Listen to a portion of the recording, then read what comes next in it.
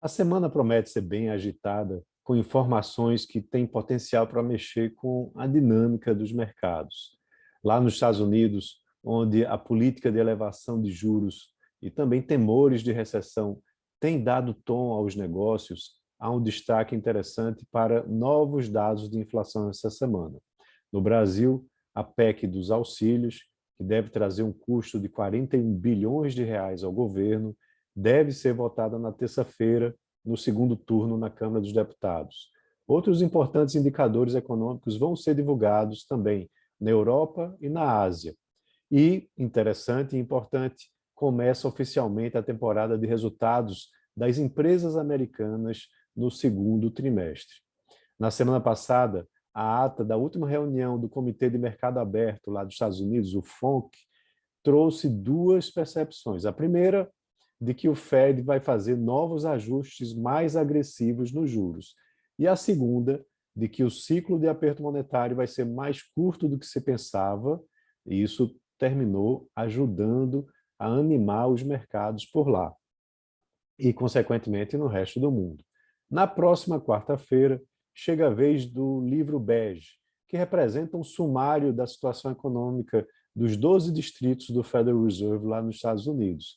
Esse documento é importante porque mostra os efeitos dos juros mais altos na economia americana.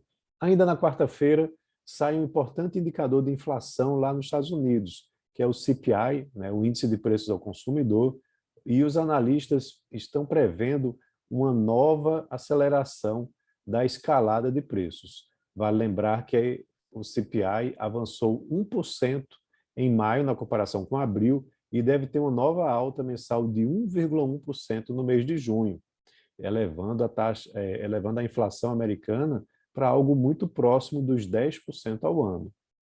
Para o índice de preços ao produtor, o PPI, que sai na quinta-feira, há também uma projeção para uma alta de 0,8%, né, puxado pelos altos preços de energia.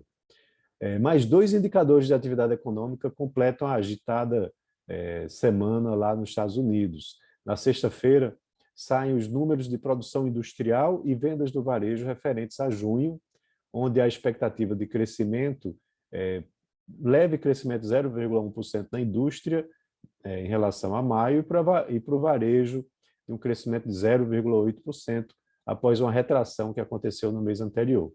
E aqui no Brasil, com o fim da greve dos servidores do Banco Central, a divulgação do Boletim Focus volta ao normal nas segundas-feiras, né, sempre às 8h25. Né, teremos aí as indicações, as projeções das instituições financeiras para o IPCA, Selic, PIB e câmbio. Na terça-feira, sai o desempenho do setor de serviços para o mês de maio, de acordo com o IBGE, e a expectativa também para uma ligeira alta, né, de repente de 0,1% em relação ao mês de abril. Isso é um componente importante, né, porque ajuda a monitorar o desempenho do PIB no segundo trimestre. Junto com ele vem também as vendas de varejo para o mês de maio, que vão ser divulgadas na quarta-feira, e há uma expectativa de crescimento de 1,1% em relação a abril, principalmente por conta do Dia das Mães, certo? Então, isso é importante porque esses dados, como eu já disse, ajudam a trazer uma expectativa mais positiva em relação ao PIB para o segundo trimestre. Lá na Europa e na Ásia, teremos uma bateria de indicadores da economia chinesa que vão ser divulgados na quinta-feira à noite, antes da abertura dos mercados lá pela Ásia. Produção industrial, vendas no varejo de junho e o número mais aguardado, que é o PIB do segundo trimestre. Esses números podem mexer com os negócios por conta da importância da China na cadeia global de suprimentos, de insumos. Há uma expectativa para um crescimento de 1,4% para a economia do país entre abril e junho desse ano, comparando com o mesmo período do ano passado. Se essa projeção se confirmar, seria a segunda menor expansão do PIB chinês desde 1992. E algumas autoridades já admitem revisar para baixo, as autoridades chinesas, a meta de crescimento anual do PIB, que é de 5,5%, por conta dos impactos dos lockdowns que aconteceram recentemente. No Reino Unido, a quarta-feira vai trazer o PIB referente ao mês de maio e as projeções estão divididas entre uma estagnação ou um terceiro mês consecutivo de contração da economia de lá. Os britânicos também enfrentam um ciclo de aperto monetário por conta da escalada da inflação, né, e uma medida semelhante deve ser adotada muito em breve na zona do euro.